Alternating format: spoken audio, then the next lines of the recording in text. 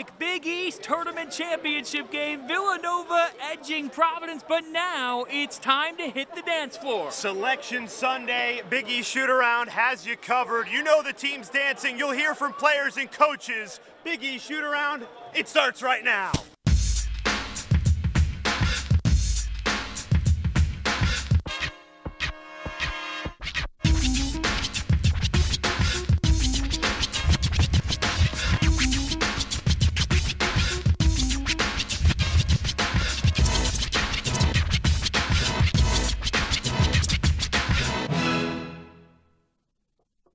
That's only the beginning with the confetti. We'll see if that's happening for a Big East team as the road to San Antonio begins. Jay Alter, John Fanta, Big East Shoot-Around live from New York City. We're here to answer any questions you got. Take your comments. We've got coaches and players from across the league with their reactions from Selection Sunday, partner. 6 teams from the Big East will be dancing this March. And John, when you look at what the conference put together, not only 6 teams, but teams that are going to be competitive. 2 1 seeds for the first time since 2009. A really exciting time for the conference. And I think it'll even get more exciting as we head to Thursday into the weekend, because these teams, all of them, you can make a case that they can get to the second weekend. Here's your breakdown. As we told you, 6 Big East teams going to the dance. 2 1 seeds. Villanova, as well as Xavier, and then a couple of 8 seeds in Seton Hall and Creighton, with Providence and Butler on the 10 line. Yeah, very simple to break down. 2 1s, 2 8s, 2 10s. We'll get into it. We want to hear your reaction. We'll talk to the coaches and the players. We want to hear what you have to say. The thing that stood out to me is Providence at the 10 seed against Texas A&M in Charlotte. I think that's a gross underseed for me, John. If you look at what they put together, what we just saw the last 3 days, beating a 1 seed in Xavier, taking another 1 seed to overtime, and beating a really good Creighton team who's an 8 seed on a neutral floor. I don't know how the Friars get stuck at 10. Fox bracketologist Howie Schwab will be joining us deeper into the show, and we'll talk with Providence's Alpha Diallo as well. But the fact is, the 1 seeds. Here's what stands out to me, folks. In Villanova's East region, so this will go through Boston if they make the Sweet 16. Wildcats will be starting up in Pittsburgh on Thursday. They avoid the likes of Duke. They avoid the likes of North Carolina. They don't have to face Michigan State in their region. They can go all the way through. It's a Villanova team that I thought got a very nice draw from the committee, and it is well-deserved. Much like you, we are drowning in brackets right now. The story, 2 1 seeds, Villanova in the East, Xavier headed out west. First multiple 1 seeds from the Big East since 2009. And for Xavier, it's the first 1 seed in the Musketeers program history. You mentioned the good draw of Villanova. I want to look into the West with Xavier. The 4 and the 5, Gonzaga and Ohio State. That's a really kind draw when you compare what the top seed Virginia got, Arizona and Kentucky, who both won their conferences, competitive conferences in that, and the Musketeers atop of that West region that I think gives them a really kind path to the Final Four in San Antonio. It's an interesting scenario, though, because in that 8-9 game, you cannot overlook Missouri or Florida State. Those are 2 of the better teams in that 7 to 10 range. But I think it's a good thing for the Musketeers.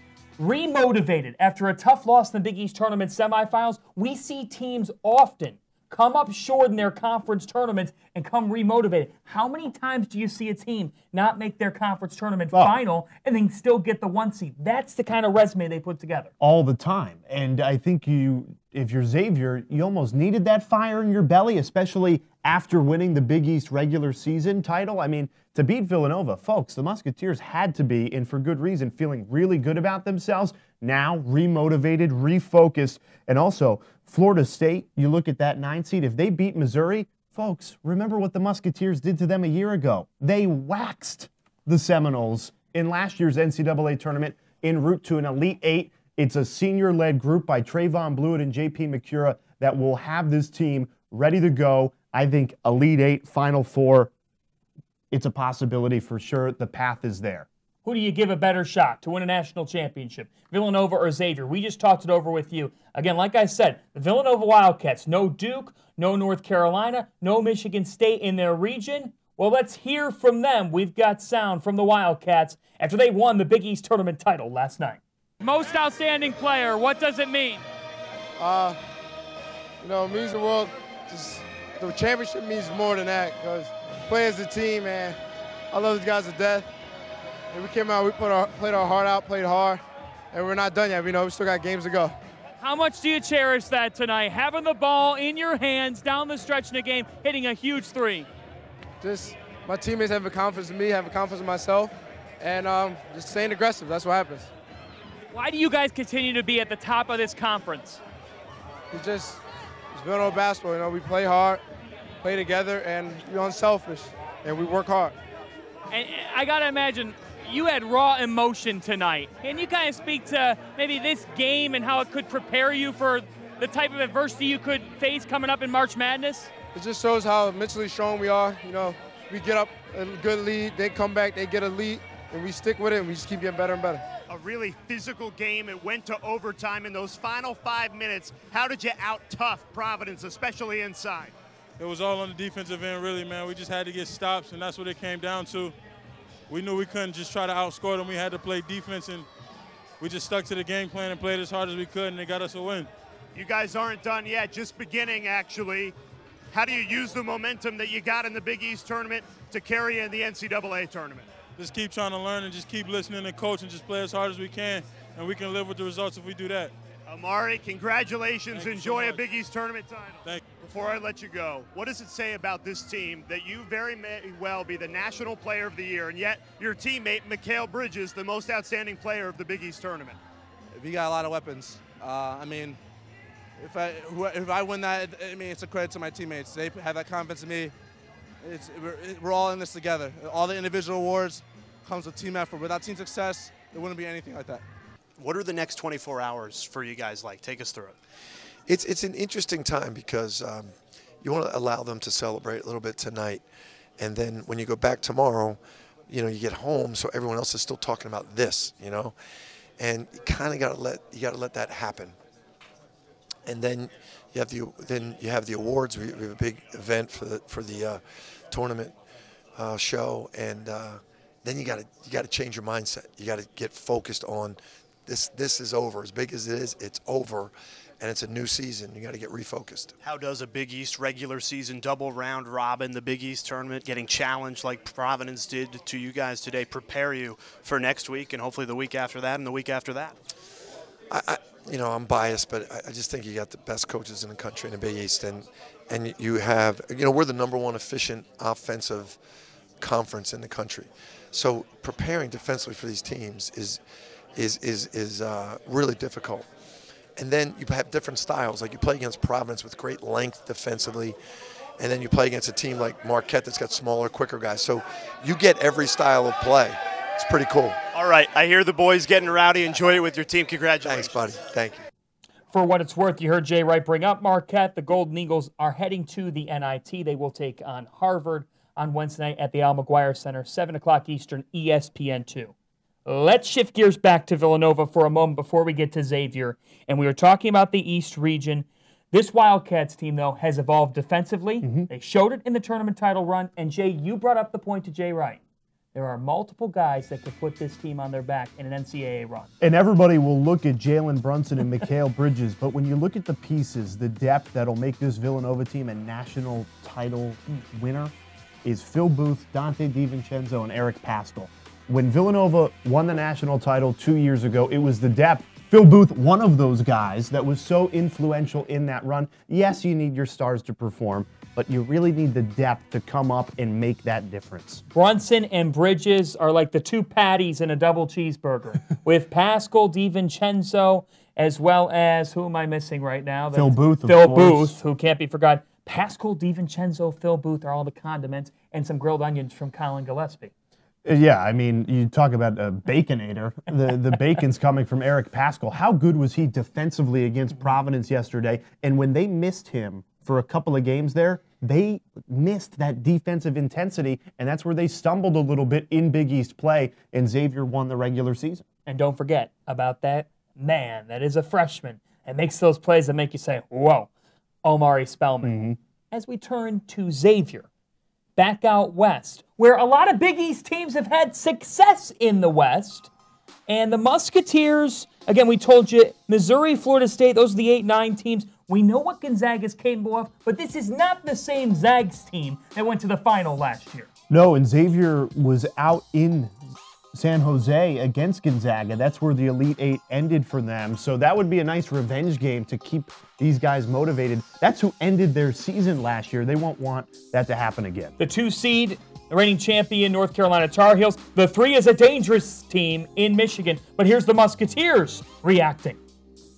Paul Frischner with Quentin Gooden. Quentin, how do you think your experience from last year's NCAA tournament is going to translate to this year's? It's going to help us out a lot, the adversity we hit, at the end of the season. Then also, people not, showing us love like we should have in the tournament last year. So, we're going to take that, that urge or whatever you think that is to this year and move forward with it. But Trayvon, what's it mean to be on Xavier's first ever team to get a #1 seed? It means a lot. I mean, a lot of teams have rolled through here, and be the first team to ever do that. It means a lot, and hopefully, we can back that up. What do you guys feel like you could maybe improve the most this weekend and going into the tournament?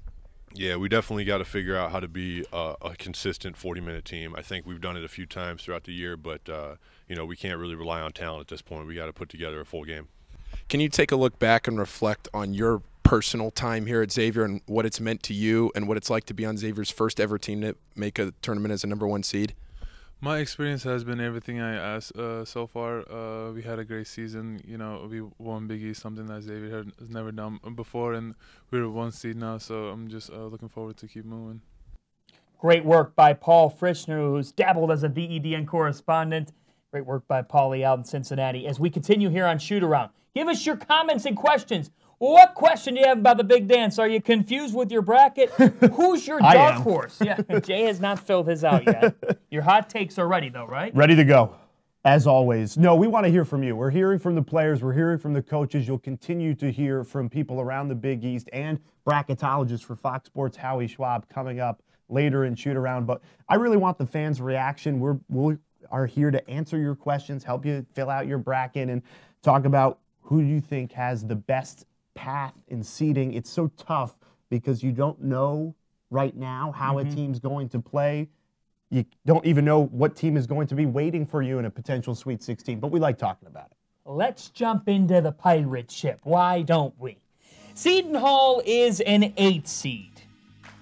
The Pirates will take on 9 seed NC State on Thursday afternoon. And they are in the Midwest. The winner of that game would likely get Kansas. Let's focus on the now, though. Jay, what stands out to you about this matchup with the Wolfpack? Well, look, the metric that is most popular right now is Ken Pomeroy in the offense and defensive efficiency ratings. And Seton Hall has NC State beat when you combine offense and defense, 26-42. So Ken Pom likes the Pirates over NC State here. The thing is, this game is not played with numbers, especially not in March, and Seton Hall has failed to win in the NCAA tournament their last 2 trips there. So it'll be up to the senior class to figure out how to win on a big stage in the NCAA tournament. This is a good draw for the Hall in the first round. Now, yes, Kansas would be very, very difficult in Wichita in the second round. But, folks, for the Pirates, taking on an NC State team that was second to last in points allowed in the ACC. Defensively, they don't have the intensity necessarily that Seton Hall plays with, but they do have a couple of big-time weapons. Alaric Freeman, over 15 points per game, over 4 rebounds per game. A graduate guard who's a veteran, 6'3". He's dynamic. And then down low, last year it was Moses Kingsley and Arkansas that were able to outdo the Pirates. This year, Angel Delgado gets another challenge. Ironically, it's the 7-footer, Omer Yurtseven, who averages 14 and 7, can't shoot from the perimeter. That's a unique matchup for Delgado. Yeah, I think for Seton Hall, they have to take advantage of the guard play with Carrington and Powell. I mean, Miles Powell is probably the second most consistent player on this Seton Hall team. And if the Pirates are going to win in March, yes, Angel Delgado has to deliver the rebounds and control defensively inside. But, John, you know the Pirates better than anybody. This Seton Hall team, in the consistency category, that's been the question mark, and Miles Powell can deliver that for them this March. It's a fascinating matchup, and I think a friendly draw for the Hall considering NC State's defensive statistics, and the Pirates get a week to prepare, a week to refocus. And we talked to Seton Hall head coach Kevin Willard, who really lasered in on that word, focus.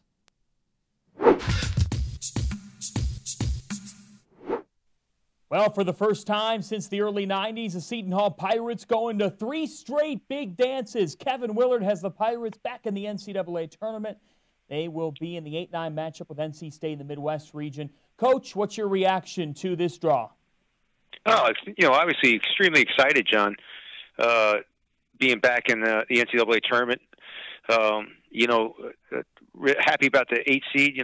It's, no matter if you're 6, 7, 8, 9, 10, 11 seed, you're all pretty much playing very, very good basketball teams, all similar, kind of resumes. So just really excited about the opportunity to be back in the NCAA tournament. Coach, John mentioned it, 3rd straight trip to the big dance. What have you learned from the previous 2 trips that you can take into this week? Yeah, I think that's it's something that we talked about as a staff and we've talked about as a team. Trying to take the next step as a program and getting some wins in the NCAA tournament. And our first year coming off the Big East championship, I think our emotions and everything were really out of whack. And last year, we had a great shot to win the game. We had a 4-point lead with 1:20 to go and just kind of let it slip. So this year we gotta be much more focused and understand that every team you play, doesn't matter what the name on the jersey is a very good basketball team, and obviously North Carolina State is a very good basketball team. Coach, obviously you want to win a Big East tournament title, but like you just said, 2 years ago you were coming off the high of that and going out west. Could it be a good thing having the gap time from Thursday's tough loss to what'll be ahead on Thursday? Well, I know it's important that we've obviously had a couple guys banged up, John. I think the couple extra days rest for Ishmael Sonolo and Desi Rodriguez is big because it's although it was an unbelievably tough loss against Butler, going back out the next night against Nova would have put a lot of wear and tear on those guys' injuries. Instead, we get two days of 1 day off, and then we've had 2 good practices. So. I'm looking at it as a positive, although you never really want to lose in the Big East tournament. I guess, Coach, what's the message to your senior class here with this final ride that they're about to take? The biggest thing I've talked to them, Johnny, is about being focused. Really soaking in the last time of being around these guys, and but being focused. Being much more laser focused than we have in past. Going into the tournament, kind of blocking out a little bit more distractions and things like that. And I think I've already seen it in the last 2 days of practice that they are a focus group right now. Coach, you mentioned NC State, a really tough opponent. The good news is the Big East double round robin and playing Butler in the Big East tournament. How does the conference prepare you to take this next step in the NCAA tournament? Yeah, I think that's – you look at our conference, we have two number 1 overall seeds. It just shows you how strong – the Big East is, how deep the Big East is, and playing against 6 NCAA tournament teams. You could throw Marquette, had a chance to make it this year. It's almost 7, NCAA tournament teams. So that's 14 games in your conference schedule. They're an absolute grind. Then you look at St. John's, who beats Duke in the middle of the year. It just shows you that the conference does prepare you. I think it also, the tough thing about the conference is we also beat each other up. I think that's one reason why we got, I think we got 2 8s and 2 10 seeds is the fact that very good basketball teams are beating each other up every night. Take us through the next 24 hours for you and your staff. Well, let's see. Besides talking to you, Johnny, I am going to watch. I'm going to watch a couple games in North Carolina State tonight. We'll get in early tomorrow. Watch film, start putting together a game plan. We have individual instruction tomorrow. We'll get good workouts with the guys, and then have a really good practice. And then as a staff, we'll sit back after practice and, again, try to break down anything more that we need to go over for North Carolina State. Coach, before we let you go, you joined the TV crew, Fox, Friday night at the Garden. How was the taste of television? You're taking a play out of your buddy John Fanta's playbook. You know what? I actually I had a blast. I really did. I met Coach Rafferty after our Butler game at PJ Clark's real quick just to say hello. And Rob Stone was there and asked me to come on. And Rob Stone's probably as good as it gets in this business. And if you mess up sitting next to Rob Stone, then you have no chance because he does such a great job of just kind of spoon-feeding you and make sure you're online, you're on time. And I had a lot of fun. I thought it was kind of cool to see the other coaches after their wins, especially his emotions after they won were fantastic. Coach, I can guarantee you I'm not going to be taking a page out of your playbook. I could not be on the sidelines. I appreciate that, Johnny. I appreciate you guys having me on. Congratulations and good luck this week. Thanks, Coach. Thanks, guys. I really appreciate it. I got to start calling you Johnny. My grandma was the only one who called me that growing up, and then Kevin Willard, and it has just carried on with Coach Willard.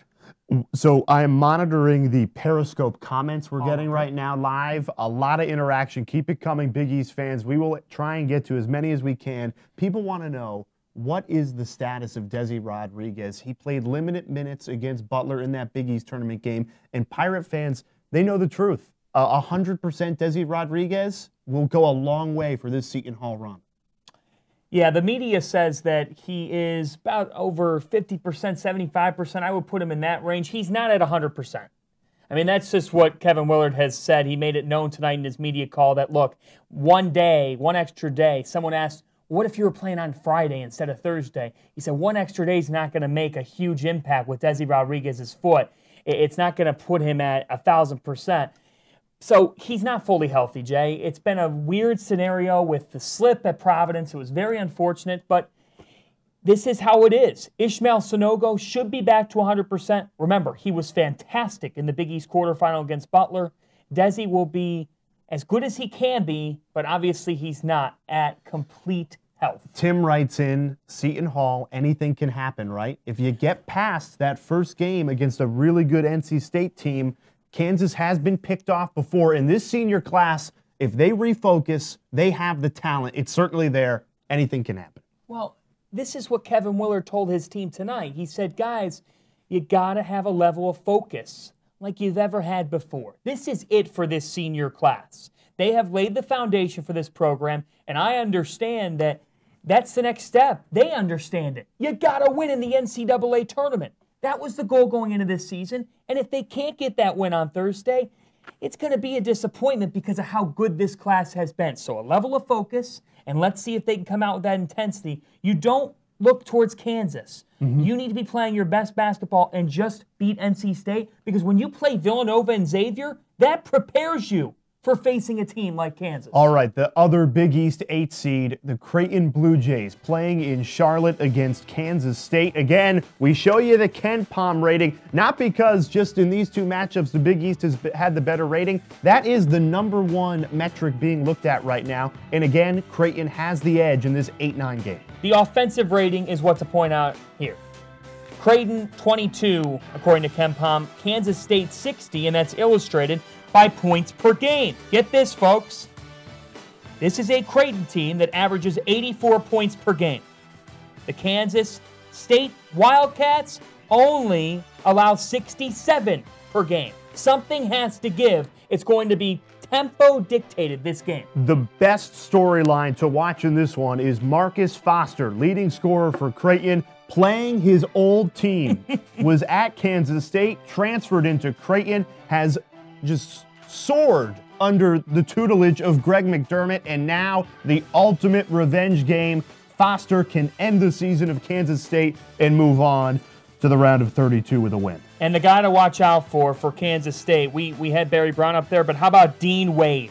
Guys, he's 6'10". He averages over 16 per game, over 6 rebounds per game, and I'm just impressed with the way he can stretch the floor. I think it's a difficult matchup for Creighton. They got to zone in on guarding him. But if the Jays can run the floor, it's a Kansas State team that, again, only allows 67 points per game. If Creighton's running them up and down and getting the pace that the Jays like, the Jays can come out on top and get a matchup with Virginia. And, of course, the teams won't look ahead, but we will. Virginia is the 1 seed in that region, the overall number 1 seed. So you might say a little unkind of a draw to Creighton because the Cavaliers are waiting. Creighton and Virginia would be like your in-laws getting together for dinner. That's what it would be like. It would be like a vegetarian getting served a porterhouse steak because they could not be more opposite. Right. You have a team that loves to score, play quickly in transition against a Virginia team that likes to hold it for the entire shot clock and play defensive basketball.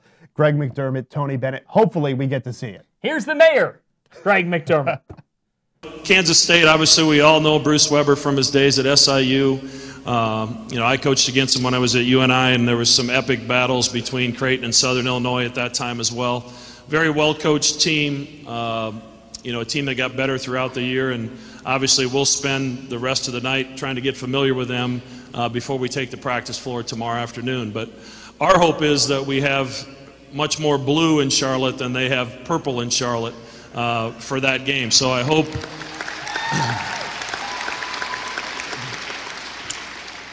I hope that those of you who went to New York City can recover by Friday to make your way to Charlotte. And as Marcus and Tyler said, we're not just satisfied being in the tournament. We think that we can make some noise in the tournament. Obviously, we need a good week of practice leading up to Friday. But we're thrilled to represent Creighton University and couldn't be more happy to be back in the NCAA tournament. So thanks for being here today.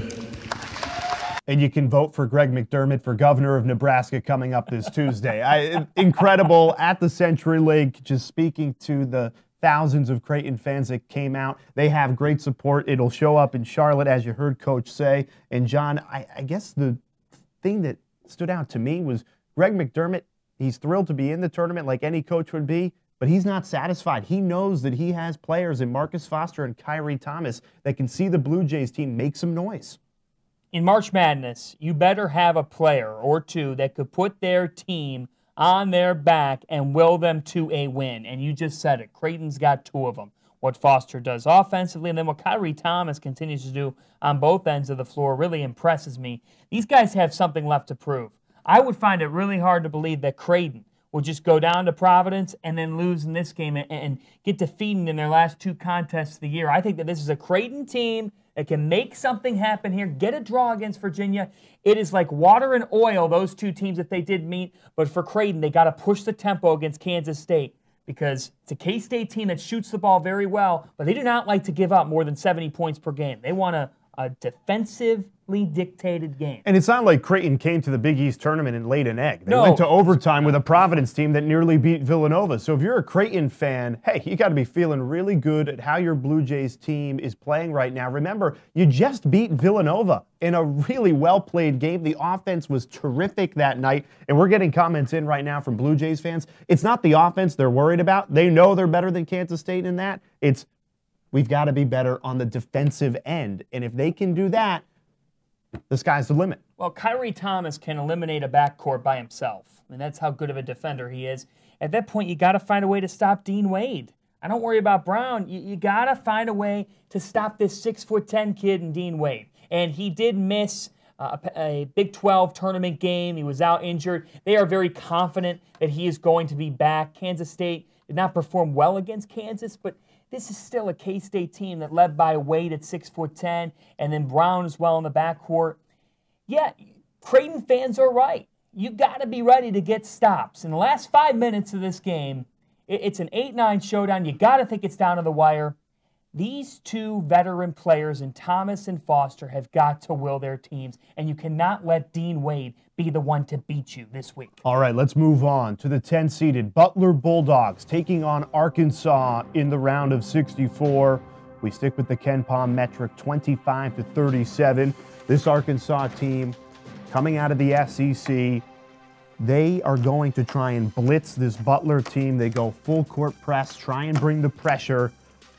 What do you make of the Bulldogs matchup, John? Well, Arkansas is a team that tries to blitz you, but you see their defensive rating, well, Butler's got them beat there. I mean, they're half the defensive rating that that Arkansas's got, as Butler's in the top 50, and that's according to LaVall Jordan. This is a Butler team that does not turn the ball over, that tries to get out on the break. They need Kamar Baldwin to really be the guy who steers the ship in the NCAA tournament like he did against Seton Hall. And here's the thing with Arkansas. You got to either contain Jalen Barford or Daryl Macon. If you let both of them get going, you're going to be in for a long game. Here's a stat, folks. Barford and Macon are the only two players in the SEC to rank in the top 10 in points per game, three-point field goal percentage, and field goal percentage. It's a loaded SEC buffet this year of a conference. Butler's got to contain Barford or Macon. Stop one of those guys, and you can get rolling. Yeah, I like the defensive rating. Outside of the top 100, I think the misconception on Arkansas is the last couple of years they've been one of the better defensive teams. That's not the makeup of this Arkansas team. Butler's got to score. They've got to get production from Kamar Baldwin, Keelan Martin. Those two guys have to steer the ship. And I know it sounds cliche, but Paul Jorgensen's got to make some shots. I mean, at the end of the day, you're going to get open looks. They need Pauly George to get going here and be that grad transfer, that transfer that he is here as we look at the Midwest. And I'll tell you what, this is a fascinating matchup, folks, because I'm intrigued to see what happens. Seton Hall's the 8-9 in the Midwest, but for Butler in this 7-10 showdown, this is an Arkansas team on the other side that went 5-1 this year against ranked opponents. 5-1. Yeah, and it's so true. And Butler, again, don't want to look ahead, but weighting them as the 2 seed is Purdue. They played earlier this year. The difference being this Butler team has improved a lot in their first-year head coach, LaVall Jordan. I'm licking my lips for a Butler-Purdue rematch because I think the Bulldogs are way more equipped to deal with the Boilermakers right now than they were in non-conference play.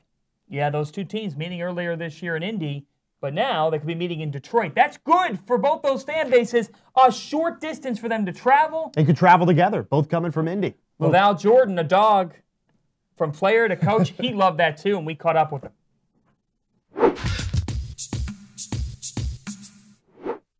The Butler Bulldogs are a 10 seed in the East region. They will take on Arkansas, and they get to go to Detroit for that one. We're joined by the Dogs head coach now, LaVall Jordan. And, Coach, what's your reaction to this draw?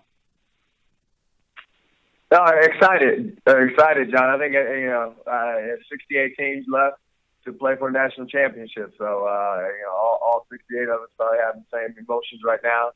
Proud of our guys to earn their way in. Happy for our seniors. We've got 2 guys that have had they now be 4 straight tournaments. So every year that they've been here, we've been in the NCAA tournament, which is they're one of 3 classes to do that here at Butler in history. So so now it's time to get to work. Now that we know who we play and where we're going, our staff is locked and loaded and starting to gather information. Last year, the Dogs going to the Sweet 16, and Coach, in your first season, you get the Dogs their first Big East tournament win in program history. How much did you learn about your team in that victory over Seton Hall that could carry into March Madness? Well, I think we were, we're in that game where we've been all year. We've got some resiliency to us, and we're going to fight to the end. And that was a game where we didn't lead for very long, but we led at the right moment. And so, we've had our battles where we've been down and had to come back. And I think, we've had guys step up at different times throughout the season. And Kamar Baldwin stepped up in a big way in that one. Our post players, Tyler Lyman, Nate Fowler stepped up huge defensively against Angel Delgado. And so, and that's kind of been, all year where different guys have had to do it. And we've just had to fight. And obviously in the Big East, you fight every night. What do you know about the Razorbacks? I don't know a ton about the personnel just yet. I know, Coach Anderson is a really good coach, and we've played them when I was an assistant at Michigan twice, and split with them, lost at their place, and they came up to our place. We beat them, and so they're pressing and trapping and a lot of pressure. Us obviously one of our big staples is valuing the basketball and not turning it over, and so that'll be a battle of wills there. And then as we go down the road here this week, I'll learn more about the personnel. Coach, obviously you don't control this, but you got to be happy, right, with the idea that you're going to be playing in Detroit. That gives Dogs fans a chance to get right over to you, not too far. Yeah, no, our fans would be excited about that. You know, we should have a pretty good following there to make the trip, and obviously my family's in Michigan, so it'd be great to for them to have a close enough trip to get to the games. What will determine how far your team goes? Well, I think at this stage in the game, like everybody said, survive and advance, right? But if you can take care of the basketball, and obviously that's a challenge when you're playing Arkansas with their style of play. But teams that usually take care of the basketball, and if we can defend without fouling, you know, and we haven't done a great job at that at times this year. But that, you know, not putting people on the foul line, and then rebounding it. I think we've been one of the better defensive rebounding teams in our league, and it's kind of been something we've hung our hats on, so that teams aren't getting second opportunities. If we can do those three things, and obviously we got to score some points too, but usually we can get stops and clean rebounds. We're out in transition, and we're a pretty good team. We can do that. And you know it too, Coach, because you've gone on NCAA tournament runs as a player. How much do you need that guy that can put the team on his back when you need it most? And how much do you feel you could have that with a guy like Keelan Martin, with a guard and an orchestrator like Kamar Baldwin? Yeah, I think that's something where if you're going to go deep into it in advance, it helps when you have a really good guard, a couple players, when you got more than one option that you can put the ball in the guy's hands and you can trust them to make good decisions. And so, and our guys have had experience doing that. You look way back to Ohio State where Kamara did the shot to tie it, and Keelan hit the shot to win it, and Georgetown, same thing. Kamara ties the game, goes double overtime, and Keelan makes a big one to win it.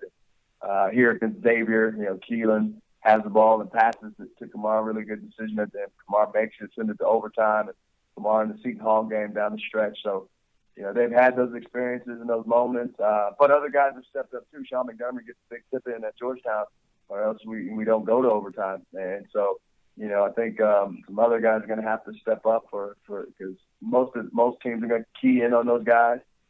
So I'm excited to see what our guys do. The Butler way just keeps on rolling for the 10th time the last 12 years. The Dogs are hitting the dance floor, and they are under first-year head coach LaVall Jordan. Coach, good luck. Hey, thanks so much. Appreciate you having me.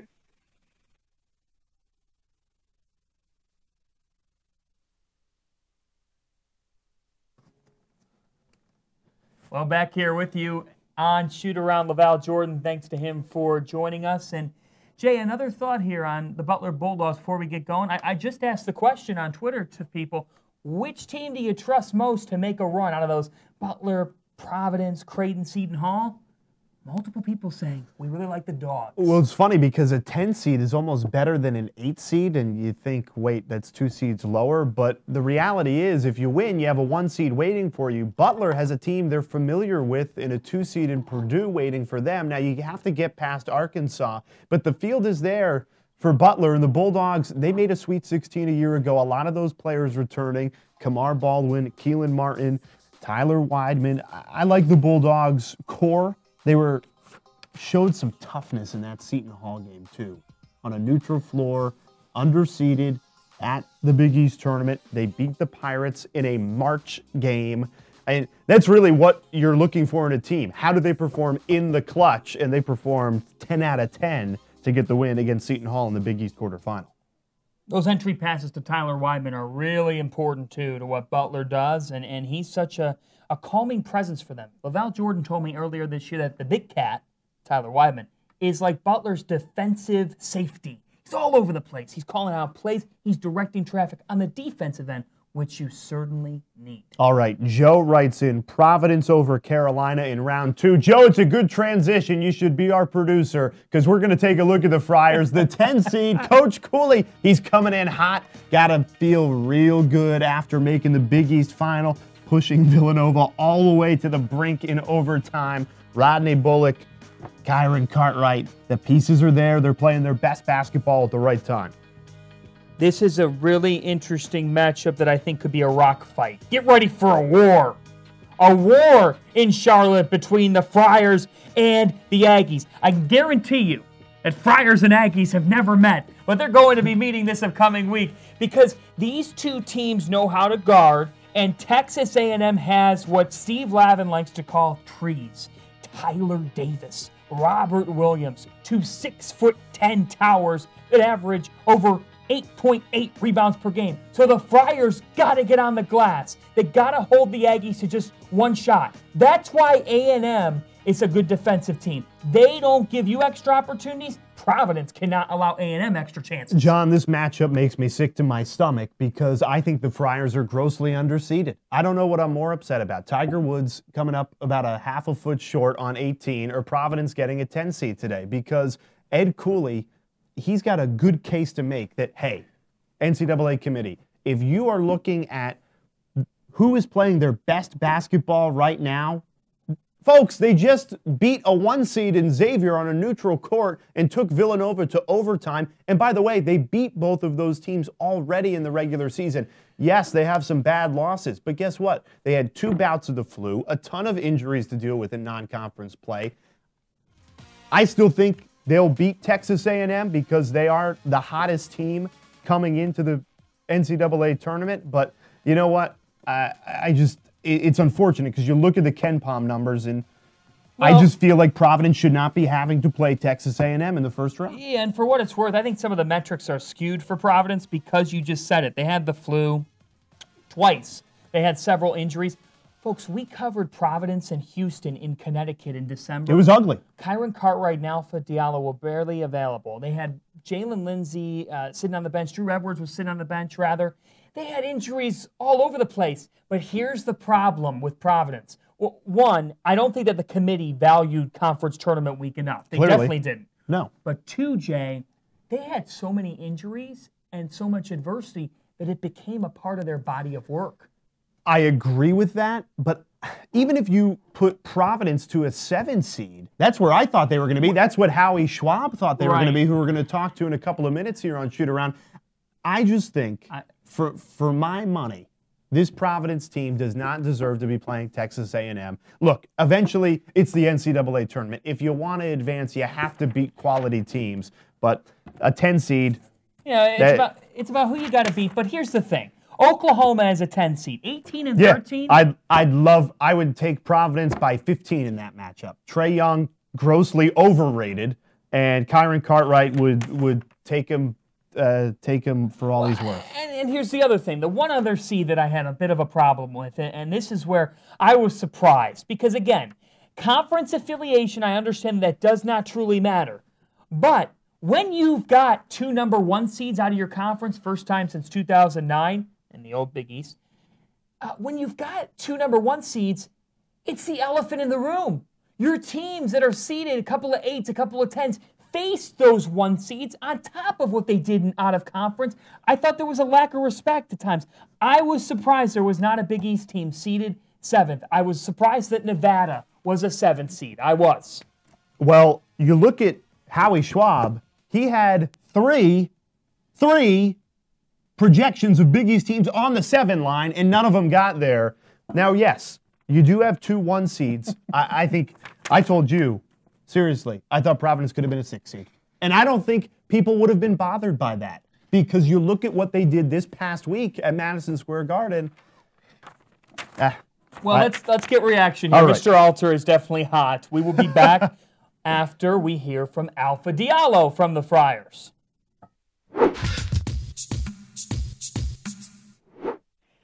After a crazy Big East tournament run to the championship game, the Providence Friars, a 10 seed, they'll take on Texas A&M, and we're joined by Friars star Alpha Diallo. Alpha, it's been a wild week for you guys, but what's your reaction going back to the big dance? We're happy to be going dancing, definitely. We played a tough team in the Texas Aggies, and we just can't wait to get going. Alpha, you're coming off 3 crazy days, 3 straight days of overtime basketball in the Big East tournament. How do you get your body the amount of rest that you guys need to reload and be strong for Friday? Yeah, I think we're all good, man. We're all good to go. 3 overtime games, but we worked the whole off season for this, and all of our bodies. I think we're still ready to play another game today, but everyone feels fresh, and we're going to practice tomorrow, and then get the scouting going for the Texas Aggies, and from there we'll fly out. At one point in the season, Alpha, there were doubts. You guys had the flu a couple times. You had injuries, you name it. What was the turning point of this season that led this program to their 5th straight big dance? Yeah, as you said, there were injuries early on, some players, and sicknesses, but just a little hump that we had to get through. And once we got through that and had everyone healthy, I felt like we could compete with the best teams in the country, and I feel like we proved that this weekend. Well, Alpha, not only do you believe you can compete with the best teams in the country, you are doing it. You battled 2 1 seeds in Xavier and Villanova. You beat Xavier in overtime. You come up just short in the championship game. Ed Cooley, your head coach, says you guys are playing your best basketball right now. Do you believe that, and why? Yeah, we definitely believe that. We're playing good basketball, good team basketball. Karen Cartlight and Rodney Bullock and Jalen Lindsay, they're leading us. They're leading us as a group, and we're just happy to follow their lead, and we'll go as far as they take us. Speaking of your head coach, what has Ed's message been to you guys since you found out that you're taking on the Aggies? We actually we were watching it just now, and he's happy. We're going dancing again, and we just can't wait. In terms of your game, what would you say has been the turning point for you, Alpha? Because we talked to you in the preseason, you were looking to get to that next step. Now, it really looks like the last couple of weeks you've done just that. So could you point to something that the coaches have done with you or you've done that's led you to really shining lately for the Friars? I'm just trying to be as aggressive as I can, and trying to show up at big games. Big games are where I shine, I feel. And I'm not the type of player to hide when it's a big game, so that's about it. Just show up when it's time to play. And last but not least, now you Big East teams are likely going to be rooting for each other here unless you had to meet again in the NCAA tournament. But how could, like Jay said, playing Villanova, playing Xavier, help you in the big dance now? Like you said earlier, we're definitely battle-tested now because those are 2 number 1 seeds, and we beat both during the regular season. So we're very confident in going into the tournament, and we feel like we can go far. Alpha, your coach, he ripped his pants last night. Has Alpha Diallo ever ripped it? Have you ever ripped your pants? Maybe in middle school, but nothing I can remember. Alpha, we really appreciate it. Good luck against Texas A&M. We'll be rooting for you. Thank you. Thank you.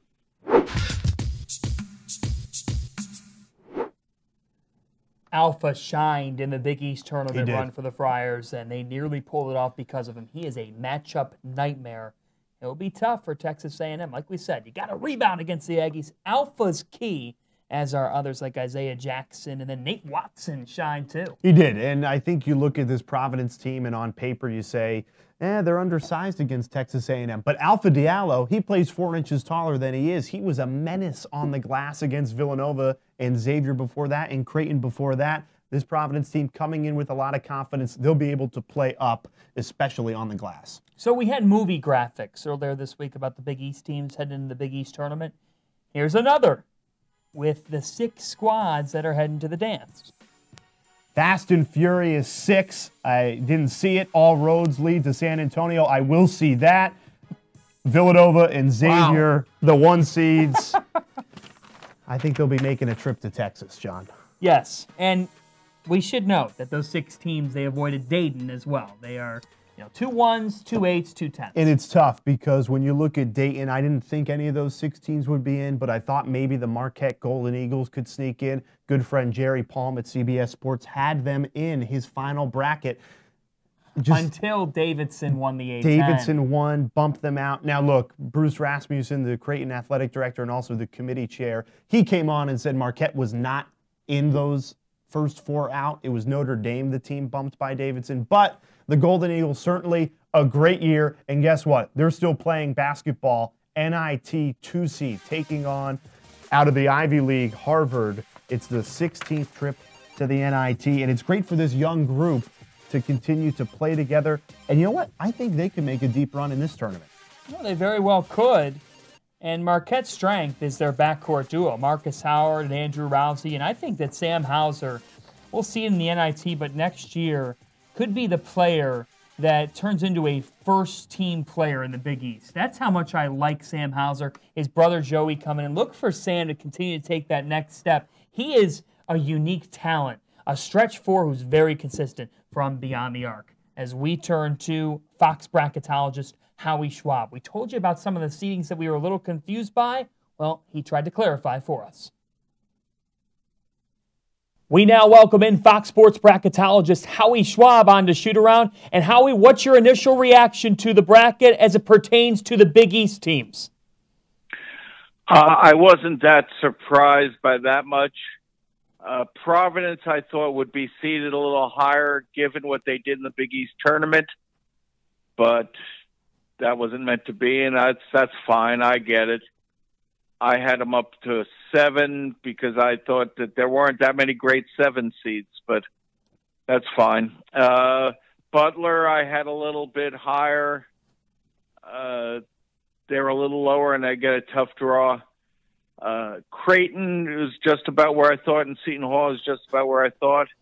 And Xavier and Villanova I had as 1 seed, so that's exactly where they are, and I'm not surprised Marquette's not in. A lot of things happened after Marquette lost to Villanova that killed them. Nevada losing, Rhode Island losing. Those leagues, those end up being bid stealers. There are a couple of 10 seeds here. You've got Butler as a 10 and Providence as a 10. You just said to us that you're not sure about the 7 line. You were unsure of who would be there. So, you know, of Butler getting Arkansas, and then as well as a 10, you've got Providence. They draw Texas A&M. Who do you like more? I like Providence more for a very simple reason. Texas A&M guard play is very suspect since they threw Caldwell off the team. This Aggie squad is very inconsistent, and the way Providence has played as of late, I like Providence in that game straight out. Butler is not a team to sleep on either, because when Butler plays its best, it certainly can play with anybody. Go ask Villanova that earlier in the year. True. So I think that when you look at Butler, that's not an easy team to play. The problem this year is, in terms of seeding, there are teams who are seated on the 4 line that could easily be seated on the 7, 8, 9, 10 line. Wow. Interesting stuff from Howie Schwab. Thanks for your instant reaction. You can follow Howie Schwab on Twitter as well. It's SCHWAB. Thank you, Schwab. Always a pleasure, John. Take care.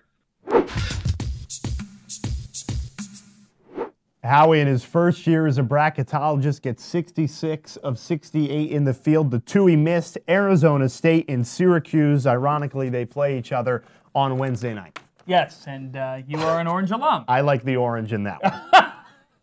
Okay. So during the Howie Schwab interview, because we pre-recorded it, we did. I decided to do a little bracketology myself. Yeah. Give you a couple of free predictions. Free. You don't have to pay for these, folks. Here they are. One shot. Give it Josh the one shot. I'm going to move out of the way. Xavier Nova final. 2-1 seeds. They're on the opposite side of the bracket. They will meet in San Antonio. Part 3. Villanova beats Xavier. As you notice, none of the bracket is filled out other than that. What do you got? All right. Big well, prediction. Here's the thing. I think that we are going to see a Chris Holtman, Chris Mack Bowl. I'm going to get my... Yeah, get your... Chris Holtman, Chris Mack Bowl, folks. I think we're going to see Xavier take on Ohio State in the Sweet 16 in a 1-5 showdown. I think that's a fascinating matchup. The Buckeyes have really found scoring. Keita Bates-Diop is a star, and on the other side, you're going to have Trayvon Blewett. So I like that as a Sweet 16 showdown, a little bit of a family reunion. And then down low, I'm fascinated by this because I think we're going to get Providence and North Carolina in Charlotte, but I think we're going to see North Carolina and Michigan face off deeper into that bracket. The West is fascinating to me, but I would love to see Xavier and Ohio State in the West. I have Villanova in the national championship game. Their draw was excellent. Okay, we're getting comments as we give our bold predictions. Shoot-around fans are sending in theirs. Anthony Albert has Seton Hall in the Elite Eight. Wow! Would be quite the run for the Pirates. Well, out of the 4 other seeds, who do I think could make the deepest run? I like the Creighton Blue Jays. And you may think I'm crazy because they have to play Virginia in the round of 32. But this team, I just like their offense. I mean, Marcus Foster, Kyrie Thomas, those are 2 guys we're going to see in the NBA Summer League. Maybe both make the association. I can't help but say to you, Virginia has only 2 losses on the season. They are 31-2. Overrated. Okay. Nova, Xavier, the 2 1 seeds that will do battle in San Antonio. Listen, here's my thing about this. I hate to go back on my soapbox, but I'm going to go on it. We're already on it. Go right along. It's 10 o'clock here. We've been doing we were shows supposed to be week. off the air 3 minutes ago, but continue. Well, Jay, here's the fact of the matter here. I am stunned, again, about the fact that the Big East did not get a 7th seed. Nevada? Are you kidding me? Come on. I mean, I thought the committee would be a little bit kinder to the Big East. I understand the conference affiliation thing. But you know what? Syracuse is one of the last 4 in because they're in the ACC and they play that level of competition. The same level of competition. Let's transition conferences now. When you face Villanova and Xavier in your league and you face them 4 times a year in conference play and some of these teams have wins over them, how was there not a 7th seed in the Big East? Okay, they maxed out for 8-9 games because you couldn't have more than 2 teams in an 8-9 game because of Xavier and Nova. So instead of 7, they went to 10. Right, and I just thought Providence, I thought they could be a 7 going in the beginning of the day, and they are a 10 seed? I was shocked at that. Yeah, that's the most egregious error, I think, is Providence at a 10. Butler, I get it, but yeah, disappointing. Yeah, any other bold predictions if you got them? Okay, I circled Hall because you've got the Hall. No. Whoa! No. Where the is kid. it? Who is it? Anthony Albert. Hall. Anthony. Oh my God! He's got pirate glasses on. I wrote Villanova.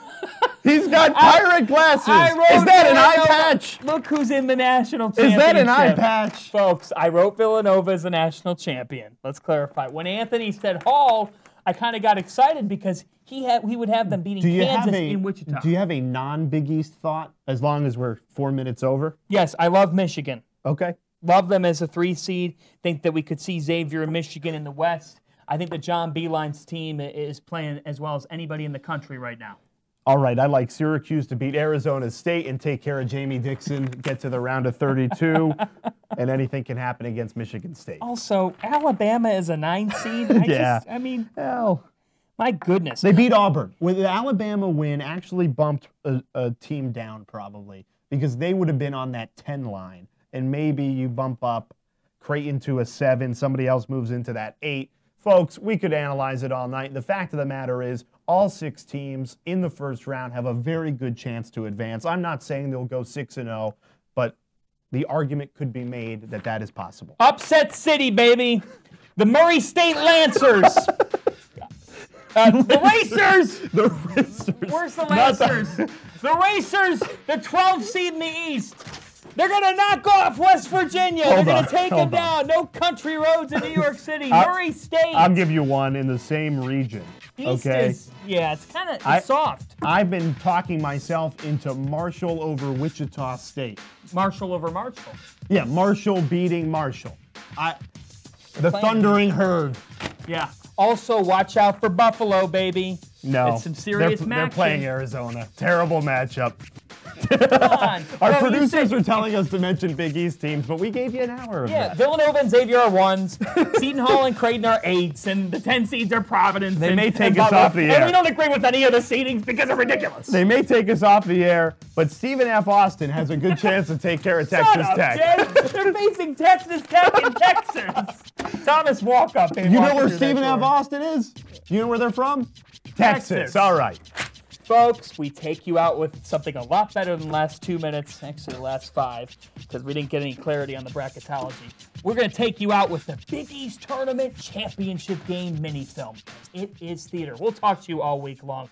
We're not going anywhere. We hope you stay with us.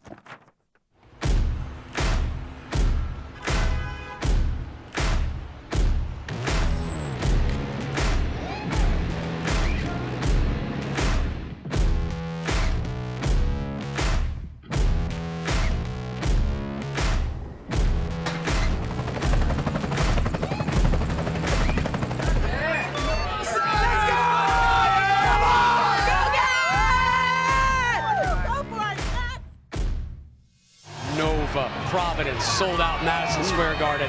Does not get better than this. Basketball coverage from the Big East as we get set for Villanova Providence. This should be a great battle. Don't take anything for granted, okay? We're playing a very, very talented team, right? There's only 2 buses left downstairs. We're one of them. Let's make sure there's one, and that says Friars, all right? Let's hoop, baby! Let's go, man! The same treatment! Good evening, ladies and gentlemen. Welcome to a sold-out Madison Square Garden, the world's most famous arena. And the tap controlled by the Friars. This should be a great battle. Ooh, great pass. Bridges down the lane. And the foul. Villanova picking up on where they left off last night. It's in the wild to get it going. It does, but when they get it going, Do a better job. Do a better job. Again, it's a long game. Long game. Intercepted, and that's the end of the first half. Villanova with a 31-27 lead. Sellout crowd here at the world's most famous arena, Madison Square Garden. Villanova with the basketball to start the second half. Down the lane. Off the glass and in. Meanwhile, Brunson and one. Flyers have not led this game in the league. Down the lane.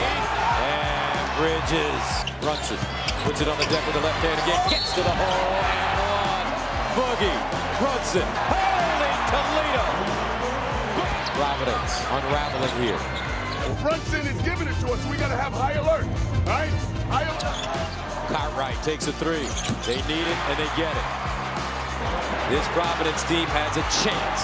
He's got to get his motor going. Passed up, lets it fly, and it's starting to kick in. 51-46. Cartwright a 3.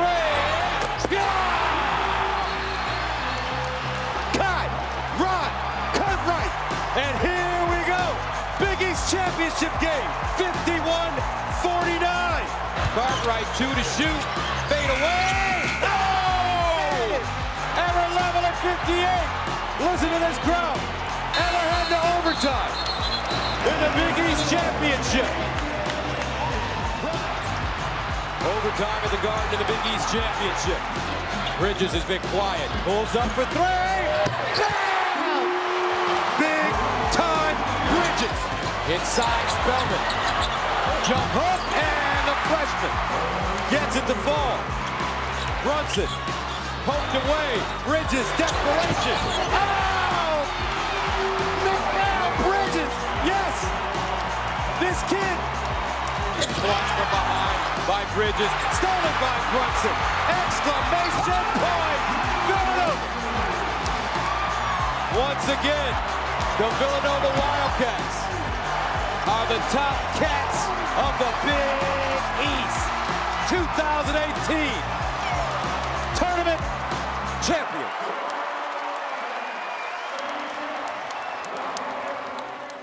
This is where the heart is.